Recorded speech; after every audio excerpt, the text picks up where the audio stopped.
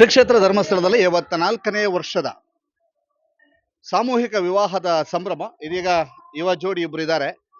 Suraj alias Shiva, ಎರಡು ಹೆಸರು ಇವರಿಗೆ, ಮತ್ತು ಮಾಲಾಶ್ರೀ ಅವರು. ಇಬ್ರು ಕೂಡ ಧರ್ಮಸ್ಥಳದಲ್ಲೇ ಮದುವೆ ಆಗಬೇಕು ಅನ್ನುವಂತಹ ಕನಸನ್ನ ಕಂಡವರು, ಅದಕ್ಕೋಸ್ಕರವಾಗಿ ಹರಕೆಯನ್ನು ಹೊತ್ಕೊಂಡವರು ಇದೀಗ ಧರ್ಮಸ್ಥಳದ ಕ್ಷೇತ್ರದಲ್ಲಿದ್ದಾರೆ. ಧರ್ಮಸ್ಥಳದ ಮದುವೆಗೆ ಸಕಲ ರೀತಿಯಂತಹ ಸಿದ್ಧತೆಗಳಾಗಿವೆ. ಏನ್ ಹೇಳ್ತೀರಿ ಸೂರಜ್? ತುಂಬಾ ಖುಷಿ ಇದೆ ಸರ್ ಮದುವೆ ಆಗಿದ್ದಕ್ಕೆ. ಮದುವೆ ಆಗ್ಬೇಕು ಅಂತ ತುಂಬಾ ಆಸೆ ಇತ್ತು, ಅಂದ್ರೆ ಇಲ್ಲೇ ಆಗ್ಬೇಕು ಅಂತ ಒಂಥರ ದೇವರ ಹಣೆ ಋಣಾಡು ಬಂದ ಇತ್ತೇನೋ, ಅದಕ್ಕೆ ಆಗಿದೀವಿ ಸರ್. ಮಾಲಾಶ್ರೀ ಅವರು? ನನಗೆ ಮಂಜುನಾಥ ಸ್ವಾಮಿ ಅಂದ್ರೆ ತುಂಬಾ ಪ್ರಾಣ. ಅವರ ಸನ್ನಿಧಿಯಲ್ಲಿ ಮದುವೆ ಆಗ್ತಿದ್ದೇನೆ, ನನ್ನ ಪುಣ್ಯ. ನಾನು ಇಲ್ಲೇ ಆಗ್ಬೇಕೆಂದು ತುಂಬಾ ವರ್ಷದಿಂದ ಲವ್ ಮಾಡ್ತಿದ್ದೇವೆ. ನಾವು ಒಂದು 6-7 ವರ್ಷದಿಂದ ಲವ್ ಮಾಡ್ತಿದ್ದೇವೆ. ನಮಗೆ ಕಂಕಣ ಭಾಗ್ಯ ಮಂಜುನಾಥ ಸ್ವಾಮಿ ಸ್ಥಳದಲ್ಲಿ ಸಿಕ್ಕಿದೆ, ಅದು ನಮ್ಮ ಪುಣ್ಯ. 6-7 ವರ್ಷ ಆಯ್ತಲ್ಲ ಅವಿಗೆ. ಹೇಗೆ ಸ್ಟಾರ್ಟ್ ಆದ್ದು? ನಾವು ರಿಲೇಷನ್ಸ್, ನಮ್ಮ ಮಾವನ ಮಗ. ನೀವು ಸ್ಟಾರ್ಟ್ ಮಾಡಿದ್ರೆ ಅವ್ರು ಸ್ಟಾರ್ಟ್ ಮಾಡಿದ್ರು? ಸರ್ ಅವರೇ ಇಷ್ಟಪಟ್ಟಿದ್ದು. ಏನ್ ಮಾಡ್ತಿದ್ರಿ? ನಾವು ಇವಾಗ ಗಾಡಿ ಓಡಿಸ್ತೀವಿ ಸರ್. ಓಕೆ. ಹ್ಞೂ ಸರ್. ಈಗ 7 ವರ್ಷದ ಲವ್. ಆರಂಭದಲ್ಲಿ ಅದಕ್ಕೆ ಒಪ್ಪಿಗೆಗಳೆಲ್ಲ ಇತ್ತ? ಫಸ್ಟ್ ಇರಲಿಲ್ಲ ಸರ್, ಅವಾಗ ಎಲ್ಲರಿಗೂ ಇಷ್ಟ ಆಗಿದೆ ಇವಾಗ. ಈಗ ಎಲ್ಲರಿಗೂ ಇಷ್ಟ ಆಯ್ತು. ಹ್ಞೂ ಸರ್. ಏನ್ ಹೇಳ್ತೀರಮ್ಮ? ಫಸ್ಟಿಗೆ ಹೇಗಿತ್ತು, ಈಗ ಹೇಗಿದೆ? ಫಸ್ಟ್ ಇಂದ ಈಗಲೇ ಸ್ವಲ್ಪ ಖುಷಿ ಇದೆ ಸರ್. ಮುಂಚೆ ಎಲ್ಲ ಮನೆಯಲ್ಲೆಲ್ಲ ಒಪ್ತಿರ್ಲಿಲ್ಲ, ಈಗೆಲ್ಲ ಒಪ್ಪಿ ಮದ್ವೆ ಮಾಡ್ಸಕ್ಕಂತ ಎಲ್ಲರೂ ಒಟ್ಟಿಗೆ ಬಂದಿದ್ದೀವಿ. ಫ್ಯಾಮಿಲಿ ಸಮೇತ ಬಂದಿದ್ದೀವಿ. ಟಿ ಎಲ್ಲ ಮಾಡ್ಕೊಂಡು ಕಾರ್ ಎಲ್ಲ ಮಾಡ್ಕೊಂಡು ಬಂದಿದ್ದೇವೆ. 2 ಫ್ಯಾಮಿಲಿಯವರು ಒಟ್ಟಿಗೆ ಬಂದಿದ್ದೀವಿ. ಬಂದಿದ್ದೇವೆ. 2 ಫ್ಯಾಮಿಲಿ ಒಟ್ಟಿಗೆ ಬಂದಿದ್ದೇವೆ. ಫಸ್ಟಿಗೆ ಆರಂಭದಲ್ಲಿ ಒಪ್ಪಿರ್ಲಿಲ್ಲ, ಅನಂತರ ಧರ್ಮಸ್ಥಳ, ಮಂಜುನಾಥ ಇವರೆಲ್ಲ ಒಟ್ಟುಗೂಡಿಸಿದ ಹೇಗೆ? ಹೌದು, ಮಂಜುನಾಥ ಸ್ವಾಮಿನೇ ನಮ್ಮನ್ನು ಒಂದು ಮಾಡಿಸಿದ್ದಾರೆ ಅನ್ನೋ ಖುಷಿ, ನಮಗೆ ನಂಬಿಕೆ ಬಹಳ ಉಂಟು. ಆದ್ದರಿಂದ ನಾವು ಇಲ್ಲೇ ವಿವಾಹ ಆಗಬೇಕೆಂದು ಇಲ್ಲೇ ಬಂದಿದ್ದೇವೆ. ಸರ್, ಕನಸು ಸಾಕಾರಗೊಳ್ತಾ ಇದೆ. 9 ವರ್ಷದ ಲವ್ ಇದೀಗ ಮದುವೆಯಾಗಿ ಸತಿಪತಿಗಳಾಗ್ತಾ ಇದ್ದೀರಿ, ಏನ್ ಹೇಳ್ತೀರಿ? ತುಂಬಾ ಖುಷಿ ಇದೆ ಸರ್, ಏನ್ ಹೇಳ್ಬೇಕು ಅಂತ ಗೊತ್ತಾಗ್ತಿಲ್ಲ. ಮತ್ತೆ ಒಂದ್ ಕಡೆ ಎಲ್ಲ ಒಂದ್ ಕಡೆ ಖುಷಿಯಲ್ಲಿ ಏನ್ ಮಾತಾಡ್ಬೇಕು ಅಂತ ಗೊತ್ತಾಗ್ತಿಲ್ಲ.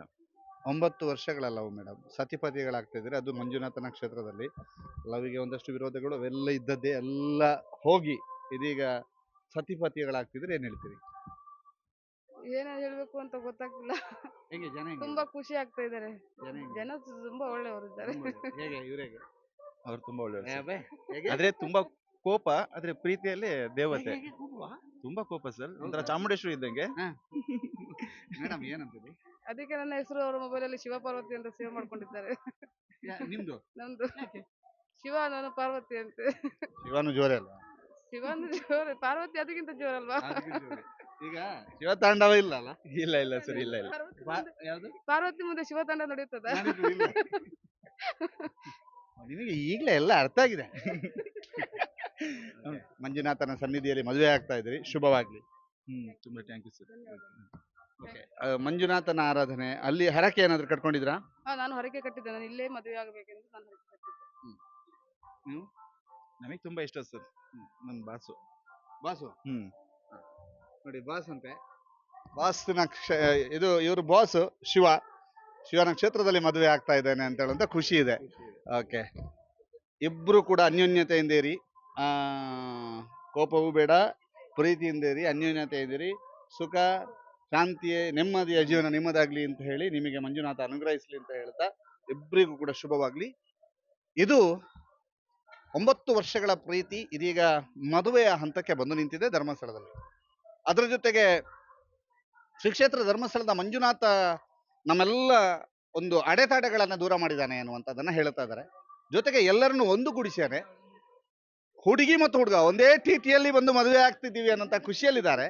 ಅದರ ಜೊತೆಗೆ ಏನೇ ಇದ್ರು ಸ್ವಲ್ಪ ಕೋಪ ಜಾಸ್ತಿ ಸರ್ ಅಂತ ತುಂಬಾ ನ್ಯಾಯ ವಿನಯದಿಂದ ಹುಡುಗಿ ಹೇಳ್ತಾರೆ, ಅವ ಶಿವನಾದ್ರು ಶಿವನ ತಾಂಡವ, ನಾನು ಪಾರ್ವತಿ, ನನ್ನ ಎದುರು ನಡೆಯುವುದಿಲ್ಲ ಅಂತ ಹೇಳ್ತಾರೆ. ಹೀಗೆ ಬಹಳ ಖುಷಿಯಿಂದಿದ್ದಾರೆ. ನಿಮ್ಮ ಇಬ್ಬರ ಬದುಕು ಸುಂದರವಾಗ್ಲಿ ಅಂತ ಹೇಳ್ತಾ ಈ ವರದಿಯನ್ನು ಕೊನೆಗೊಳಿಸ್ತಾ ಇದೀವಿ.